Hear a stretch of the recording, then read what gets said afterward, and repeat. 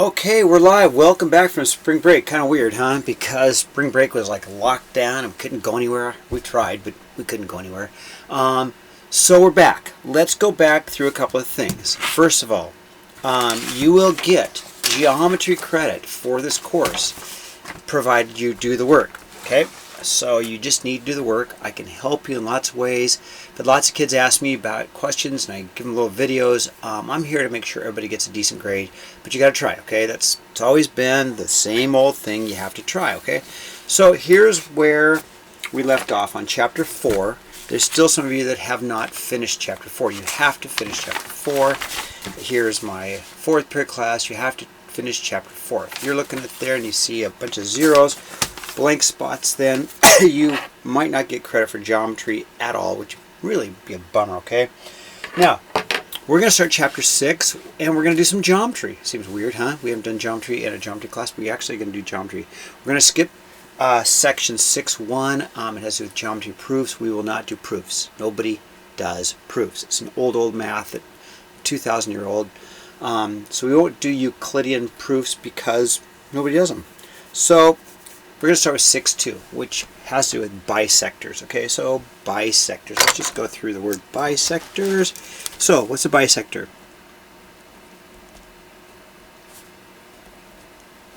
Okay, like the word means, to bisect means to cut something in half. So we're going to cut something in half. Okay, cut in half. Okay.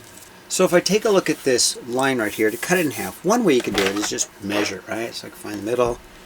So let's see if I look, I get about 7 and maybe 7.2 centimeters, and I can cut that in half, find the middle. Once I find the middle, I cut it in half, and I found the bisector, right? Well, there's another way, using a compass. So if you have a compass, which I assume most of you don't have a compass, I will show you how it's done. So this is a compass.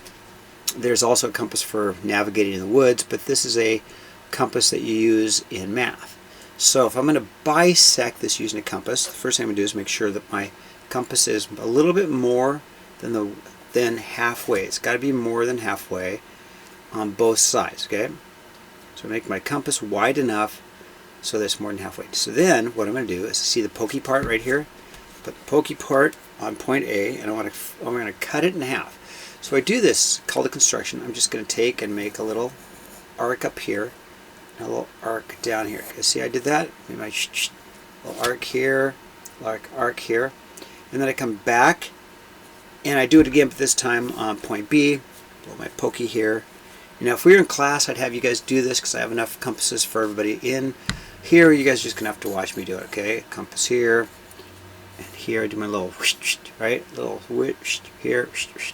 So what happens is you get 2 points of intersection between the two arcs. Okay, let's call this point X. We'll call this point Y. What I'm going to do then is connect point X and Y. And I'm going to get a different colored pen so you guys can see it. Get my arm out of the way. So if I connect the dots, what I get is a bisector. So let's call this point M because it's like the middle. Okay, so what I did is I drew the bisector. So let's take a look at this. The red line, this line XY, is the bisector. It is the X line XY is the bisector because it did the cutting in half. Point M is the midpoint. M is the midpoint. Okay, and that means that we've cut line AB, line segment AB, into two parts. So we can say that AM, line segment AM, is equal or congruent to line MB. And we're going to use this symbol here because we're talking about how two shapes are equal. This is a symbol called congruent. Okay, put this over here. This symbol right here is called congruent.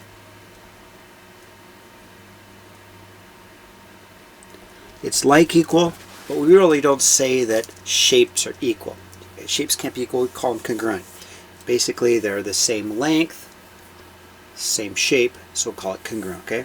Now, another thing that's kind of interesting about this is that not only it cuts it right down the middle, but it cuts it in 90 degrees. Okay. So if it cuts it in 90 degrees, this is also a bisector, but this is also a perpendicular bisector. So this is a perpendicular bisector. So it cuts it in half at 90 degrees. Okay. So we've just constructed a perpendicular bisector of that segment. Okay. Not too hard. If we had compasses for everybody, we would do this in class, but we don't. So you guys just have to watch me do it. Okay. So we slide the paper up. Now here's an angle. Okay, we want to cut the angle in half. So if you think about the angle, cut the angle in half, then it probably would be like something right in the middle, right there. One of the things we could do is we could measure it, take a protractor, say, okay, let's see, if I got a protractor, I can take my protractor, put the little point right there, zero it out, and this, let's see, this angle's about 40 degrees, right? Maybe 41, 42. So to do the middle, it would be about 20 degrees. That'd be the angle bisector right in the middle, okay? So to do that, what I'm going to do is I could measure it. I can make a little dot right there and draw the angle bisector. I can do that. But I'm going to actually use my compass. We're going to do a construction. We're going to go ahead and do an angle bisector. So here's what I'm going to do. Take my compass, my little pokey end right on the vertex of my angle right there. I'm going to draw an arc that goes through the angle, okay? Now the reason I want that is because then I've got two equal lengths of my angle. Okay, so let's call this X and Y, and I'm going to call this angle A. All right? So point X and point Y I made by drawing an arc through my angle. Now I made those points so that I can then take my compass, the pokey part of my compass, I'm going to put it on point X. I'm going to go ahead and scratch that up there inside the angle. I'm going to take my compass again and put it on Y. I'm going to go ahead and do a little pokey here and do my little arc, and I get an intersection. Okay, let's call that point Z. Now if I connect from A to point Z, I'll get a angle bisector. So let me go ahead and draw that in.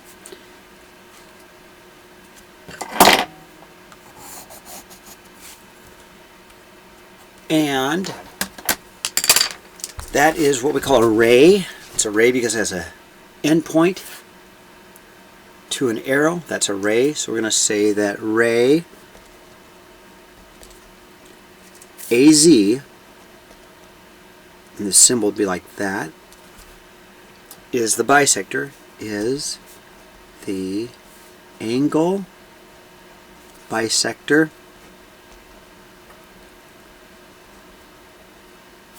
of angle. That's my angle symbol. See that little angle symbol? That's my angle symbol of angle XAY.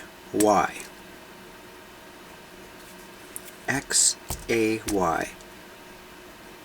Watch me do it again. Angle XAY. Okay, so the vertex of the angle has to be in the middle. Or it could be angle, right? You could say angle YAX. Same angle, YAX. Okay, now, if it's an angle bisector, then we can say that this angle here is equal to this angle here. So I could say that then angle XAZ, see it, XAZ, that's XAZ, is equal, but we're going to use that congruent symbol again, congruent to angle YAZ.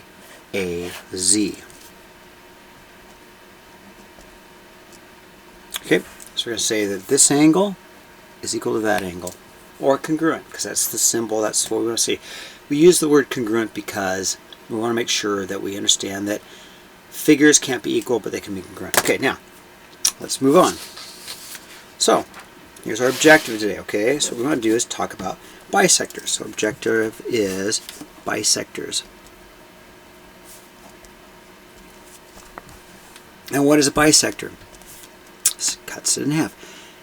Cuts it into two congruent parts. Okay, let's just say cuts in half, okay? In half. Cuts it in half, okay? So, a perpendicular bisector. Now this word theorem, okay?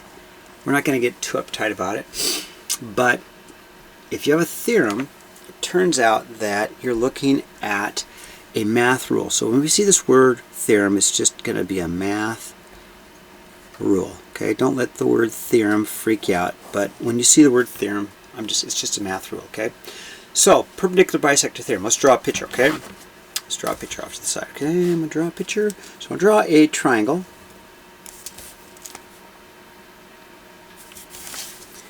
By doing my bisector. So if I do my bisector, my perpendicular bisector, okay, I'm going to draw a triangle. Here's my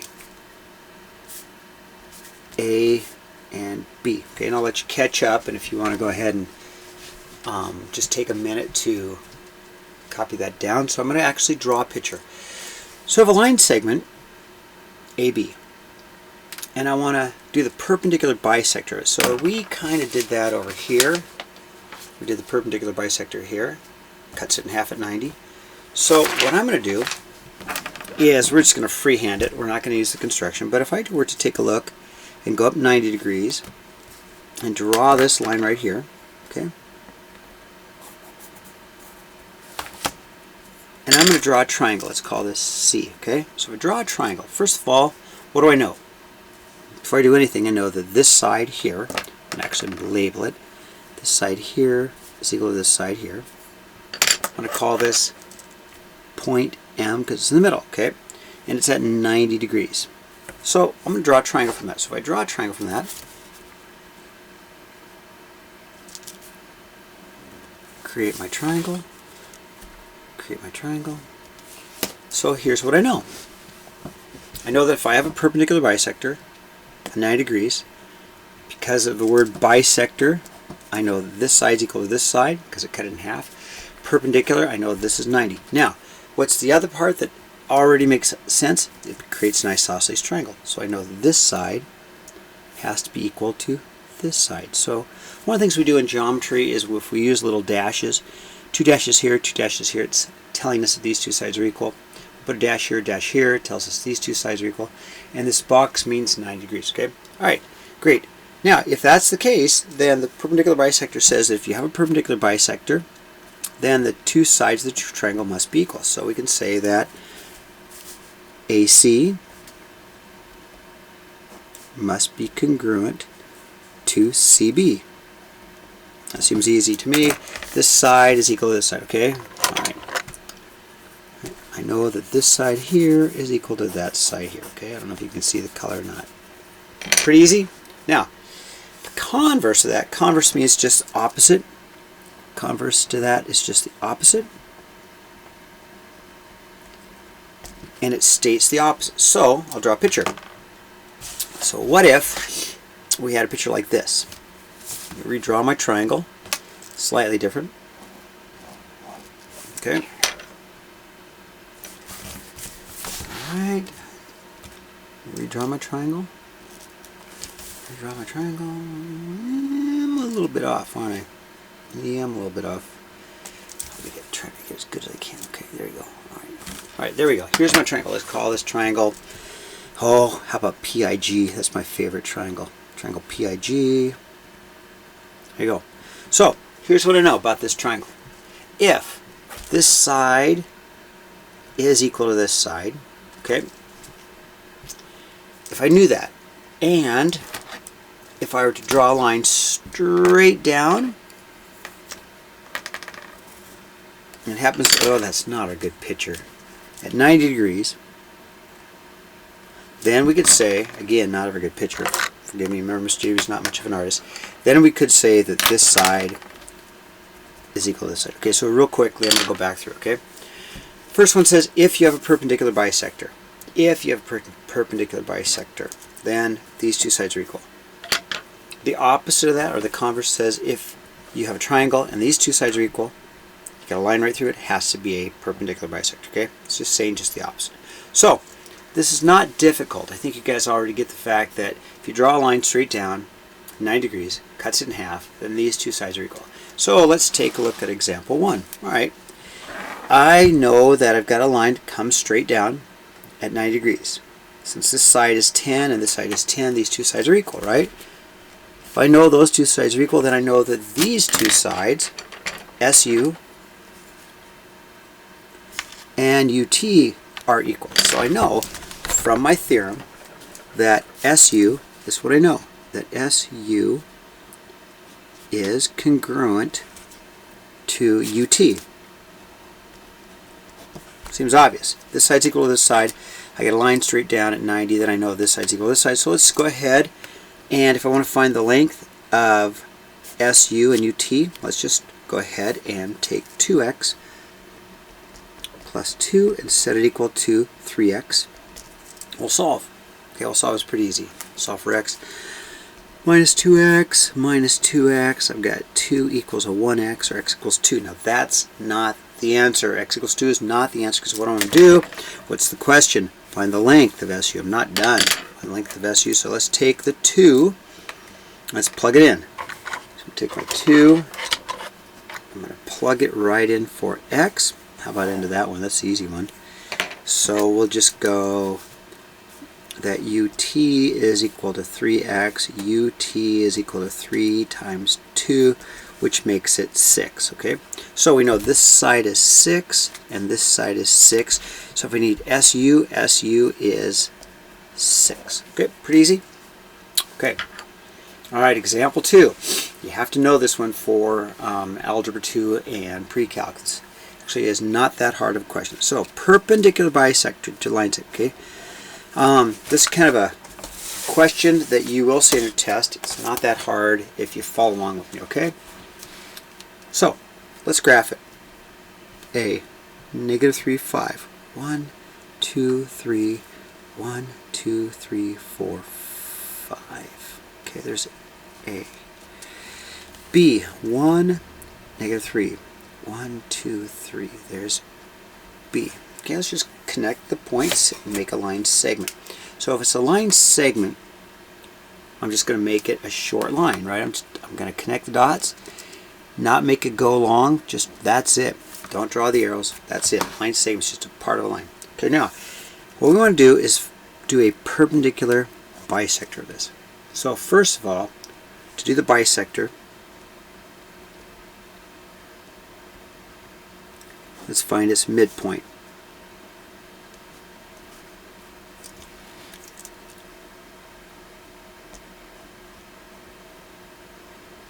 Okay. So the midpoint, well, let's see. Somewhere it's probably there. Probably midpoint is probably there. It looks like that's about the middle, probably. But what I can do is count it. So I'm going to count. Make a journey. Let's count. I'm going to count from A to B, but using my squares. Watch me count. I'm going to go down. 1, 2, 3, 4, 5, 6, 7, 8. I went down 8. I'm going to go over 1, 2, 3, 4. Okay. So if I want the midpoint, I'm going to take half that journey. Okay, so going 8, 4, let's go half that journey. 1, 2, 3, 4, 1, 2. Sure enough, puts me right there. That is the midpoint, oh, for sure. Okay, so if we're going to do perpendicular bisector, we found the midpoint. The midpoint is at the point, negative 1, 1. Got that. I just got it by counting. Now, to make it perpendicular, well, that would be a line. That would be something like that at 90 degrees, right? Okay. So if I want that line, I know that two lines that are perpendicular have opposite slope. So it'd be perpendicular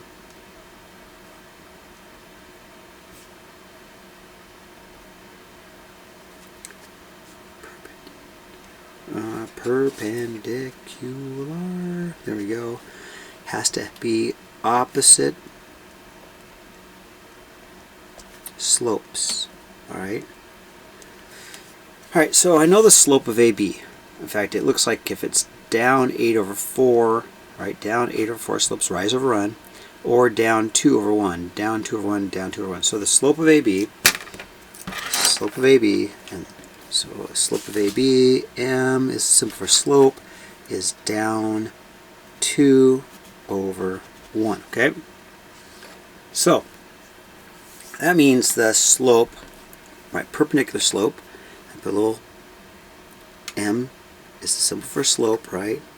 It's my slope symbol. And we know slope is rise over run. And I use this little symbol here, means perpendicular, okay? That little symbol there means perpendicular. So it would be the opposite slope. Instead of down 2 over 1, down 2 over 1, it's going to be up 1 over 2. Opposite slope means flip it. Instead of negative 2 over 1, make it 1 over 2 and change the sign from negative to positive. Or if it's positive, make it negative. Okay, so then let's take a look at this. So I know the slope of the line I need. So the line I'm looking at, what I really want is this line here, 90 degrees, going through the middle. Okay, so slope of this one is going to be up 1 over 2, up 1 over 2. So it's going to look like this. Let's get that over there. Alright. Now, I haven't answered the question yet. What is the question? Well, the original question was this. Find the equation. The equation of the perpendicular bisector. Well, the equation of this line, it's a line, so we're going to have to use our y equals mx plus b.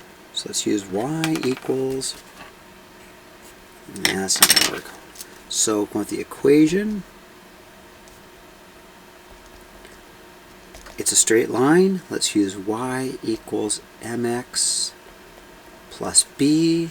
M is the slope, I know it's 1/2. So the equation of this line right here is going to be y equals up 1 over 2 x plus, and the b is the y-intercept, which is at 1.5 right there, plus 1 and 1/2. Okay, so we found a perpendicular bisector. So I'm going to put my 90 here. This red line goes through AB in its middle, so it bisects it, and it bisects at 90. The red line is the perpendicular bisector. Its equation is y equals 1/2 x plus 1 and 1/2. Okay, alright, I'm going to turn my page, and let's look at the angle bisector theorem, okay? So the angle bisector theorem says this. Let's draw a picture. So we're going to go back and look at our angle bisector. Okay, so here's our angle, here's a bisector. If I were to take point X here and draw it, so straight across at 90. Straight here at 90. Okay? No, I'm not very good at this sometimes, I tell you. It doesn't even look 90. Then it turns out that this side would be equal to this side. Okay, remember, Mr. Davy's not much of an artist. So that's what we want to do. Next is we want to have an angle. I'm going to bisect it. From this point, I'll go and make it 90. From this point, I'll make it 90. It creates a triangle. Okay, so let's go ahead. Angle bisector theorem. Okay, theorem again is a rule. Let's draw a picture.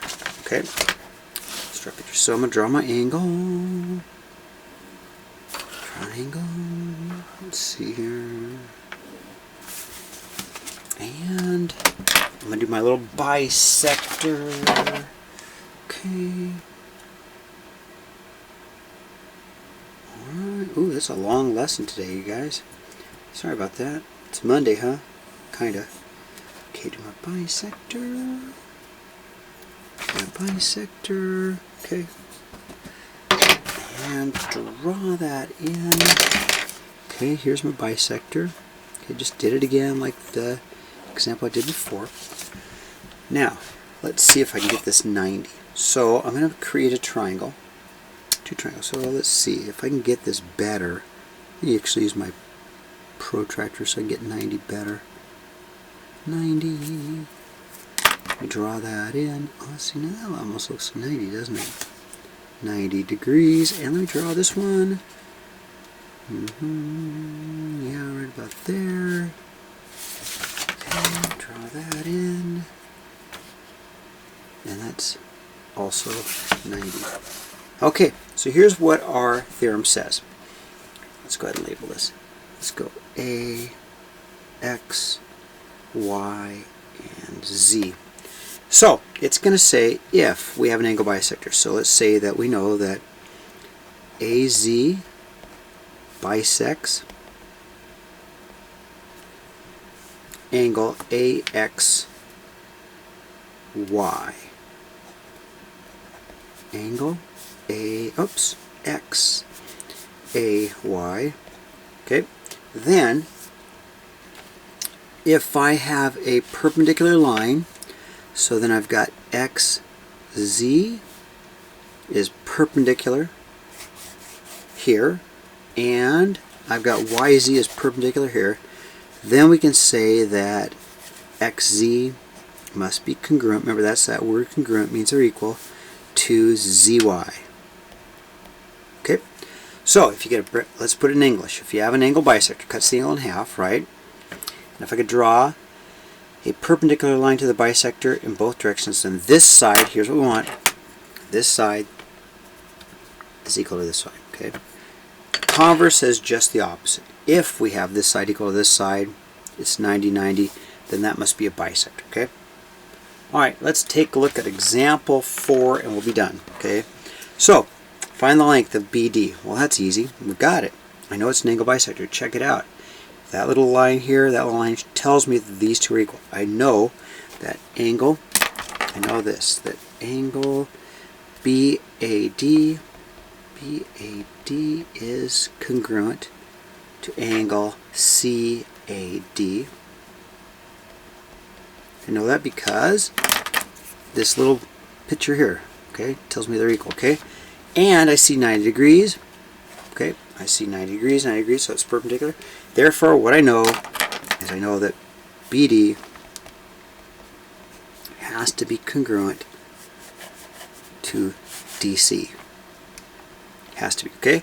So if that's the case, then let's put them equal. Let's take the 3x plus 1, because that's BD, equal to 5x minus 1, because that's DC. And let's solve for x. Okay, that's easy. Minus 3x, minus 3x. Again, if I get going too fast, just pause it. A long video today. Sorry guys, it's Monday. 1 equals 2x minus 1. We go plus 1, plus 1. 2 equals 2x. Divide by 2, divide by 2, x equals 1. But is that the answer? No, because what's the question? That is not the answer. What's the question?